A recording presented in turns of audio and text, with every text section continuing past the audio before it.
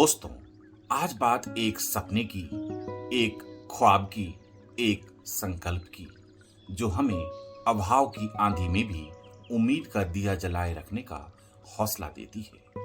बात उस ऊर्जा और दिव्यता की जो मेरे जैसे लोगों को घनघोर अंधेरे में भी उम्मीद की रोशनी से जगमग कर देती है।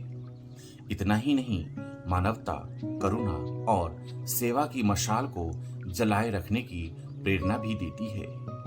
कोरोना संकट में जब लोग स्वस्थ रहने का सूत्र पूछते हैं तो मैं कहता हूं कि शांत और सहज हो जाइए, तो स्वस्थ रहने की संभावना 90% तक बढ़ जाएगी। इस पर लोग कहते हैं कि चारों ओर फैली अशांति में शांति कैसे मिलेगी। दोस्तों, पूरे यकीन और अनुभव के साथ कहता हूं कि शांति चाहिए तो सेवा कीजिए, भलाई कीजिए, कुछ ऐसा कर जाइए जो दूसरों की खुशी का कारण बन जाए। सेवा बिना धन दौलत की भी हो सकती है, बस अपने अंदर पवित्र भाव तो जगाइए। ब्रह्मांड की सभी शक्तियां इस भाव को साकार करने में आपके साथ हो जाएंगी। सेवा में अद्भुत शक्ति है, इससे अहंकार मिटता है और शांति संतुष्टि आती है। जीवन सहज हो जाता है और संयम का अभ्यास हो जाता है। इतना ही नहीं, सेवा से मन का अंतर्विरोध मिटता है और आत्मविश्वास बढ़ता है। ये जीवन में सामंजस्य और संतुलन लाता है। निस्वार्थ सेवा से मन का विकार मिटता है और अविश्वास नष्ट हो जाता है। एक वाक्य में कहूं तो सेवा से आंतरिक शुद्धि और मानसिक तृप्ति मिलती है, जो शरीर को वैक्सीन और मल्टीविटामिन से कई गुना ज्यादा स्ट्रॉन्ग इम्यूनिटी देती है। सच्चे मन से की गई सेवा जीवन में दिव्यता और भव्यता लाती है। इसका साइंस भी बिल्कुल सरल है। हम जो भी लोगों को देते हैं, प्रकृति उसी को मल्टीप्लाई कर हमें लौटा देती है। इसलिए जीवन में जो अधिक चाहिए उसे बांटना शुरू करिए।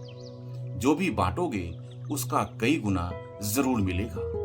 इसलिए खुशी चाहिए तो दूसरों को खुशी दीजिए, स्वास्थ्य चाहिए तो सबके स्वस्थ रहने की प्रार्थना करिए, बीमार की मदद कीजिए, उनमें जीने का उमंग भरिए। करीब 3 साल पहले नित्योहम के जरिए हमने भी एक सपना देखा।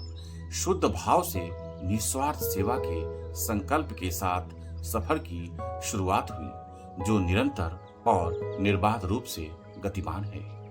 इस सफर में बच्चों की खुशी में आनंद की जो दिव्य अनुभूति हुई, उससे जीवन का मकसद ही बदल गया।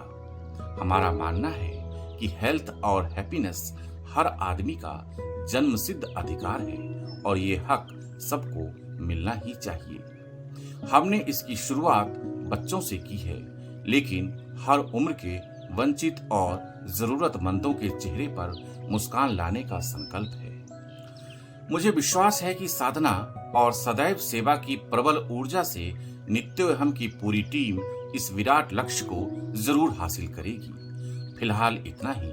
मैं अद्वैत आपके अंदर मौजूद परमात्मा को प्रणाम करता हूँ और नित्योहम फाउंडेशन के इस नए चैनल को सब्सक्राइब करने की प्रार्थना करता हूँ। अगले रविवार को इनर ट्रीटमेंट के पुराने चैनल पर आप सबसे फिर मुलाकात होगी। जय भारत, जय सनातन।